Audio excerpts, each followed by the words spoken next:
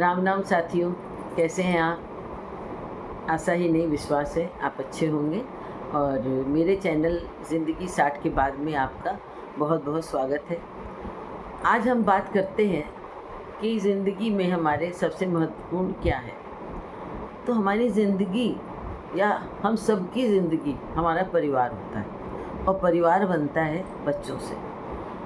आप सोचिए, हमारे जीवन का एक महत्वपूर्ण हिस्सा अपने बच्चों को बड़ा करने में और उनको कुछ बनाने में जाता है। क्योंकि जब भी कोई भी बच्चा बड़े होकर के शादी करता है, उसके साल 2 साल बाद वो फैमिली प्लान करता है, फिर उसकी अपनी ज़िंदगी वहीं पर एक अलग रूप ले लेती है और वो सिर्फ अपने बच्चों के लिए ही हर चीज़ सोचता है। उसकी ज़िंदगी एक तरह से बच्चों के नाम हो जाती है। वो एहसान नहीं होता है। मेरे माता पिता ने भी वही किया, हम भी वही कर रहे हैं, अब हमारे आगे बच्चे भी वही कर रहे हैं या करेंगे। तो हर चीज़ की एक उम्र होती है।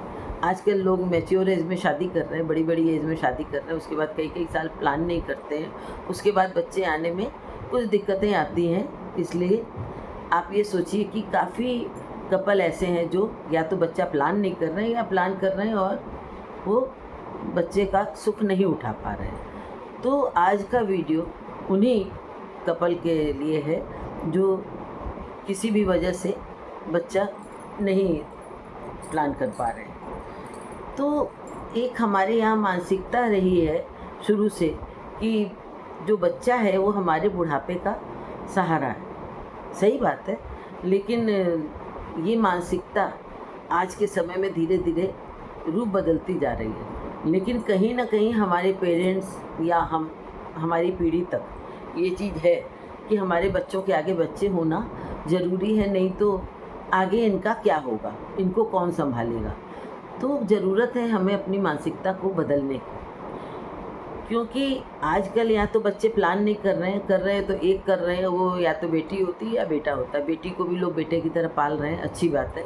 लेकिन कहीं ना कहीं एक फ़र्क आता है कि अगर हमारे आगे सिर्फ एक बेटी है, तो अगर हम अपनी ज़िंदगी की शाम में कोई भी एक अकेला रहता है और शारीरिक रूप से सक्षम नहीं है, तो वो अपनी बेटी की तरफ ही देखता है। लेकिन कहीं ना कहीं हमारा आत्मसम्मान हमको ये नहीं स्वीकार करता है कि हम जाके बेटी के घर में रहें, क्योंकि बहुत फ़र्क पड़ता है। दामाद का नेचर कैसा है, इन लॉज का नेचर कैसा है, तो वो एक तरह से बेटी के घर में भी डिस्टर्बिंग एलिमेंट हो जाते हैं पेरेंट्स।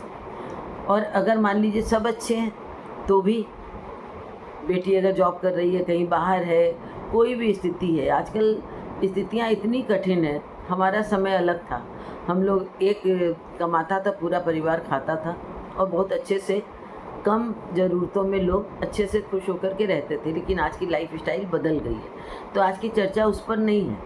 आज की चर्चा ये है कि अगर बच्चा नहीं है तो क्या करना चाहिए।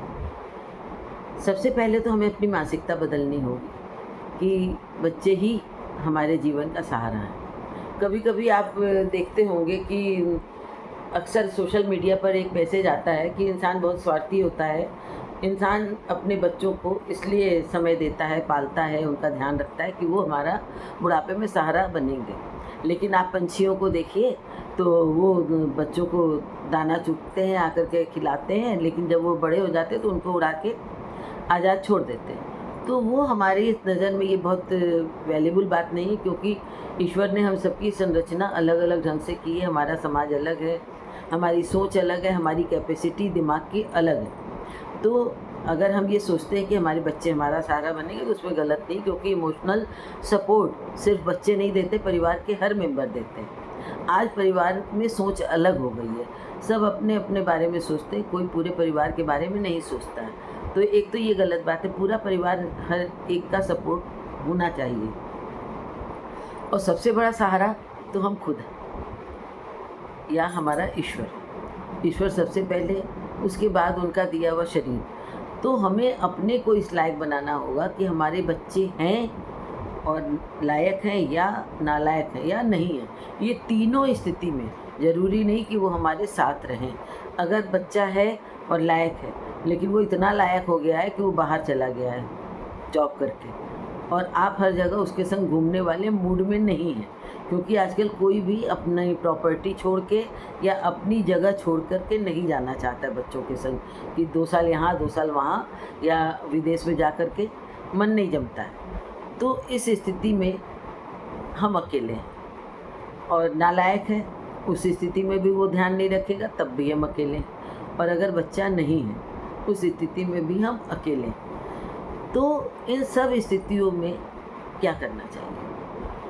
जिनके बच्चा नहीं है लोग उनको सलाह देते हैं कि तुम गोद ले लो, लेकिन हम भी इसके पक्ष में हैं कि आप बच्चा गोद ले लो, लेकिन ये एक सही उम्र में होना चाहिए। एक तो आजकल शादी लेट होती है, उसके बाद कई साल वेट करते हैं। आप अगर 2-4 साल 5 साल वेट करके भी ले लीजिए बच्चा तब भी ठीक है, लेकिन काफ़ी लेट अगर आप लेते हैं बच्चा तो आप अपने संग संग उस बच्चे के लिए भी नाइंसाफ़ी करते हैं, क्योंकि आप अपनी एज से उस बच्चे की एज मैच करके देखिए कि आप किस एज में उसको छोड़ के जा सकते हैं। तो किसी की एज क्या होगी नहीं मालूम, ईश्वर की दया हो आपको लंबी उम्र मिलेगी, अच्छी बात है, लेकिन आजकल अपने आसपास इतनी कम एज में डेथ होते देख रहे हैं। हमारे आसपास ही इधर 1.5 महीने में 4 डेथ हुई है और उसमें 3 तो कम एज की हुई है, एक एज जो रही 82 की थी। तो हर कुछ ईश्वर पर निर्भर करता है। तो सबसे पहले तो हमें अपने को शारीरिक रूप से सक्षम रखना होगा, और दूसरा एकदम उसके पैरेलल में आता है कि हमें फाइनेंशियली स्ट्रॉन्ग होना होगा। इसके लिए हमें यंग एज से ये सोचना होगा कि हमारे आगे अगर बच्चा नहीं है तो भी हमें सेविंग ऐसी करनी होगी, मान लीजिए कि हाँ हमारे आगे बच्चा है, क्योंकि वो बच्चा आप खुद हैं। वो जो आप एक बच्चा मान के सेविंग कर रहे हैं वो आपके बुढ़ापे में काम आएगा। अगर आपके एक बच्चा है, मैंने कई वीडियो में कहा है कि आपके एक बच्चा है तो आप एक बच्चा और मान के चलिए, उसके लिए भी सेविंग करिए, वो आप खुद हैं, आपके बुढ़ापे में वो सेविंग काम आएगी। इसी तरह से आपको एक एक्स्ट्रा सेविंग आज कष्ट उठा के भी करनी होगी। और अगर आप कुछ भी नेकी करना चाहते हैं तो करिए, आप अडॉप्ट करना चाहते हैं करिए, लेकिन सही उम्र में अगर नहीं कर सकते हैं तो आप किसी की जिम्मेदारी ले लीजिए, आप उसको अनाथालय में ही सपोर्ट करिए, उसको पढ़ाई का जिम्मा ले लीजिए अगर आपके पास अच्छा खासा पैसा है। लेकिन आप अगर अपने पास लेके आते हैं तो उसकी पूरी जिम्मेदारी आपके ऊपर होती है, और भविष्य उसका अगर ख़राब होता है आपकी वजह से तो आपको भी कष्ट होगा, लेकिन 4 लोग बात करने वाले भी होंगे। क्योंकि अगर आपने लेट लिया, वो बच्चा जब 20-22 साल का होगा तो पता चला आप 60+ है, तो आपको अपने लिए खुद सपोर्ट की ज़रूरत है, उस बच्चे का आप सपोर्ट क्या करेंगे? तो सबसे पहले तो आपको अपने को मजबूत करना होगा, ईश्वर से अपना रिश्ता मजबूत करना होगा, अच्छे कर्म करने होंगे, कुछ अकाउंट ऊपर जो है उसको आपको भरना रहेगा कि वो आपके बारे में अच्छा सोचें, आपकी सेहत अच्छी रखें, आपका भविष्य अच्छा रखें, आपके बारे में वो भी सोचें, क्योंकि सबसे अच्छा वही कर सकते हैं।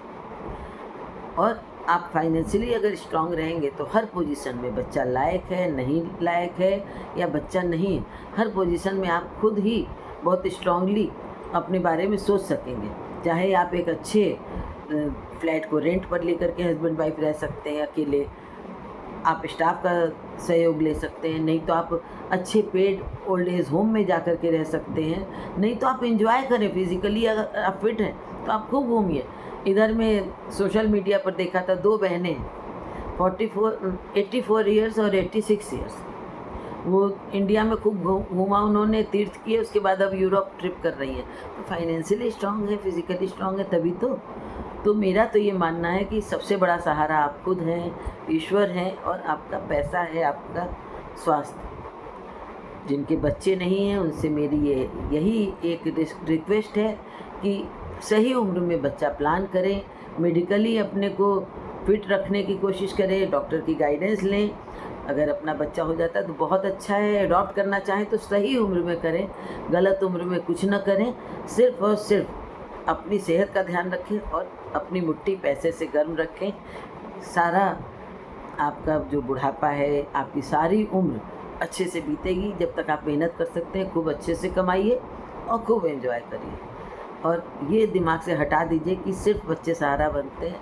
अपने आसपास देखिए, ये नहीं है कि बेटे बहुत अच्छे होते हैं या बेटियां बहुत अच्छी होती हैं। ऐसी ऐसी बेटियों की कहानियां आप सोशल मीडिया पर देखेंगे जिन्होंने अपनी माँ या पिता जो भी एक अकेला है उसकी दुर्गति करके रख दिया है। ज़बरदस्ती साइन कराया प्रॉपर्टी में और नौकर से बदतर स्थिति रख दी है, तो सिर्फ़ और सिर्फ अपने को सहारा मानिए और किसी को नहीं।